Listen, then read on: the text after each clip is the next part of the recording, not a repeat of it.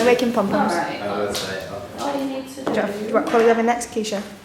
is just This one. tuck it. There's only so much really you can do in Leigh, but it doesn't cost anything as well, that the kids will enjoy really, or with them being off for quite a while, after a bit they get bored, do you know what I mean? So at least here it's like, oh well, you can do something, you can show something. And my nephew, I bought him about 2 weeks ago, he still plays with his pom-pom and he's still proud, he's put his canvas on the wall and he's proud of it. Anybody comes to the house, it's like, look what I've made. And he can then, because he's showing him how to do the canvases, you know, how to do different coloured canvases as well. So he went home that night that I had him and he made his own canvas, which was really nice to see, because he put like a picture of a dog on with, he put like names. Obviously he couldn't do it in graffiti like that, but he tried his own graffiti. He's only 7, so he tried his own graffiti and it was like bubble writing, and it was then nice to see him have the creativeness that he'd had this day, which I don't think if he'd been here he would have had that influence to be able to then go and think, oh, I'll do bubble writing as well. It's never something he's done before, so I was quite proud of him really. It was nice. Have you finished that? Just needs one more string on it. Throwing stuff away, just Keep going with that one. Our Art Neighbourhood is bringing people together with local artists to take part in a variety of art and craft activities, specifically graffiti art, yarn bombing and digital photography. It's been lovely seeing people's conversations, overhearing people's conversations and seeing them interact. Artists sharing their professional skills as makers with young people, old people, and seeing people who didn't know each other before come together around a table and through the act of being engaged in an art project make new friends and strike up conversation. Well, this was all done in stripes. See, yeah. So it's, Make up his hands and like that. but I've now got some of this material to use. So I'm going to try and make a flower out of it, or I might even make some squares, which I've already made some squares. Here's some I made earlier. Yarn bombing, it's knitted graffiti. So an American artist, she's called Magda Sayegh actually, and she's based in New York. And she had loads of leftover bits and bobs from the project, so the knitted squares and stuff like that.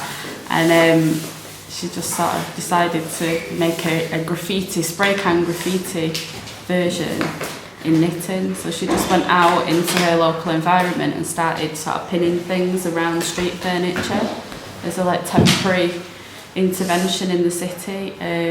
And since then, loads and loads of crafters have been doing it. So you'll see crochet, knitting, people have started using pom-poms and even bits of embroidery now have started to like patchwork across things and stuff. So it's people are doing their own interpretations of it.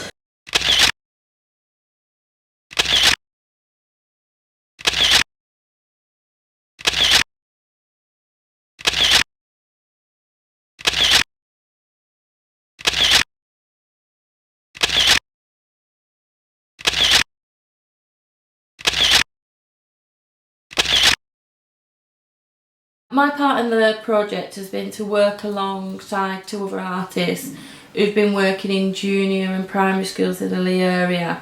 And in those workshops they did before I came on board, they had the young people create these imaginary creatures and people. And then what the young people did is they drew a home. We were talking about, you know, what it was to have a home. And we were showing them, you know, your typical houses in Leigh, like your terrace streets. And then we decided that we would make their ideal Leigh. So although we've used the creatures and the stick people, they're representing the people in the community. And the houses and the castles and the little fortresses are representing what they think of home. So it's a really colourful collage. And, you know, I'm quite happy with the result of it all. We can do it bit by bit. Turn out? I'll show you now. We just try and create this painting amongst the chaos and collage it all up to say the letters commotion without commotion. It's not a race who can hold the most paint. Oh, freezing. Done. Next. Cool. Can I do the O? Right, do the end, Patrick. Take it off, Yeah.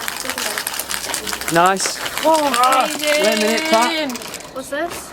Are you doing what? You alright with that?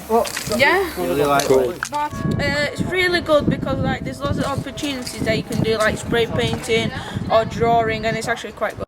Just making canvases, like I made one for myself and I made one for my mum, and my mum liked it, so I just like doing the canvases. Come on, Patrick, do that S. That. Nice job. Feel so happy. If one person sees it and they think it looks fun, then obviously another person's going to want to join in. Because like watching them do that now makes me want to go and do. And when I saw someone do it, I wanted to do it. Like the gluing and the sticking. Definitely. Yeah, definitely yeah.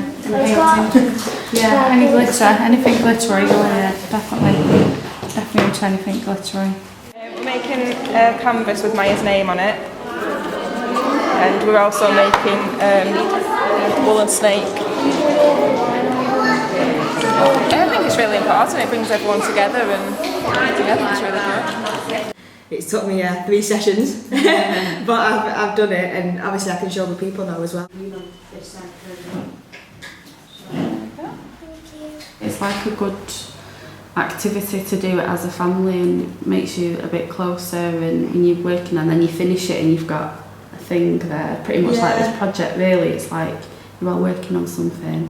Yeah, I think it'll, especially with the kids and stuff, I think if the kids was to see something of their work, it would make them want to do it even more, and they can then be proud of it, and they can look at people and say, oh, I've done this, and they can show other people, and I think that that's satisfaction for themselves, and they can see that it is rewarding because it's still there, and they can still be proud of it on the inlay where they live and where they walk and where they go every day.